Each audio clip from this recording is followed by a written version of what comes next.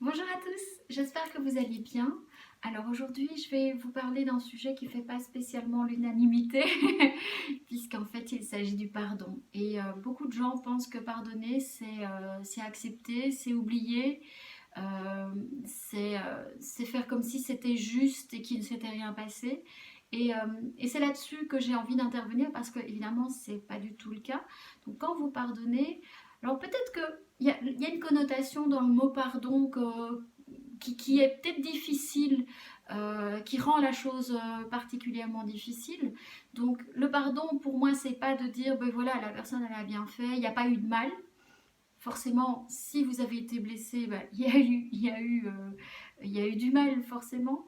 Euh, mais ce que j'avais envie de partager avec vous, c'est le fait que quand quelqu'un vous fait une injustice, la vraie injustice, finalement la plus grande des injustices, c'est le fait que plusieurs années après, parfois, vous gardez, quand vous repensez aux faits, ben vous gardez à l'intérieur une douleur, une colère parfois, qui en fait finalement ne fait pas de mal à la personne, parce que la personne elle est plus dans votre vie, enfin en tout cas je vous le souhaite, mais la seule personne qui est affectée c'est vous et votre système immunitaire, donc en plus c'est même pas génial.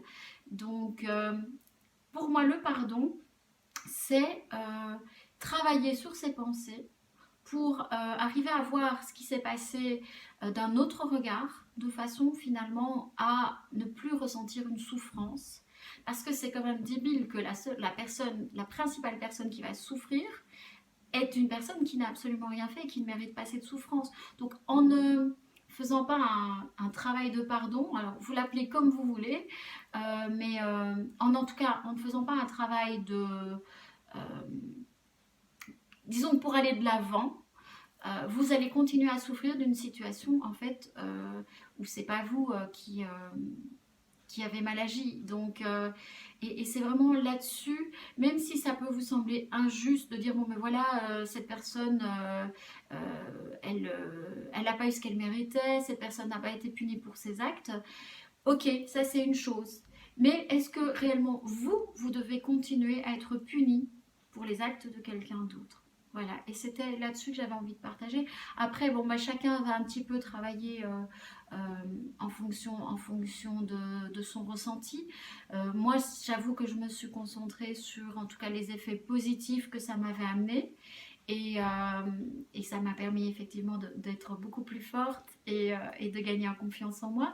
Donc rien que pour ça, je vais peut-être pas dire que ça valait le coup, mais en tout cas, ça fait partie de mon cheminement. Et voilà, j'avais envie de partager ça avec vous parce que c'est vraiment important de pouvoir se libérer du poids du passé. C'est parce que forcément, si vous avez un poids du passé, ben, ça va vous freiner et vous ne saurez pas avancer. Et j'aime beaucoup cette petite phrase qui dit ben, si vous passez tout votre temps à toujours regarder en arrière, ben, vous ne savez pas avancer. Voilà, c'est ça que j'avais envie de partager avec vous. Mais prenez soin de vous, vous le méritez. Je vous embrasse très très fort et à très bientôt.